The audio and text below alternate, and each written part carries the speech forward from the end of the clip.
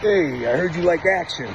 You like action? Oh, got a lot of action here today. A lot of things to do. We have a full team here. We're going to pour some concrete to put down a new slab. We're going to do an overpour.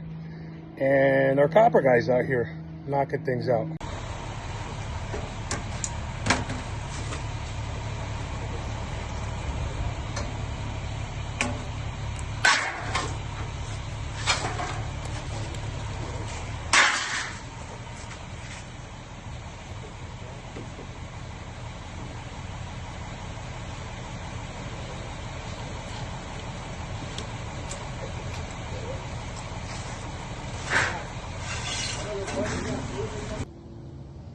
You know, you peel and stick it behind the ledger board before you hang a deck on the side of a house.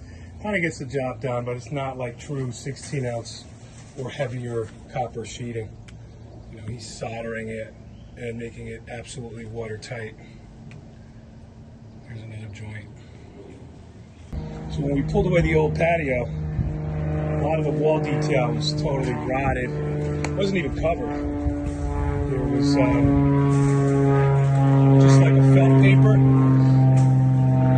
and a lot of plywood was rotted. So we built it out, covered it first, built it out with AZAC, and now we're putting in copper, proper flashing detail. They use a peel and stick. It's like an aluminum copper coated decking material.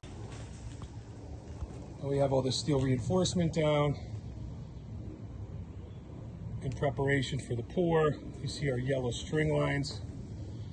Those are indicating where we want our slab to be. We want to pitch it. We want to pitch it away from the house. That was the problem with the old slab, and why this old bluestone patio failed is because there was no pitch. You can see the old mark. See that line? That line at about 2 inches below the top of the Belgian border? That's where the old patio surface was. What it needs to be is actually right to the top of those Belgium. We got to go up another 2 inches in order for it to follow that string line and shed water to the scuppers that actually will work when we're done.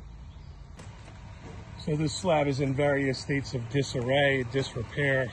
This is all beat up, this area. This is a little bit smoother.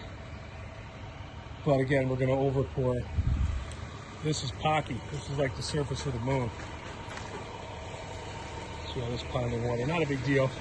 A mortar bed will fill it in, but you need to do an overpour.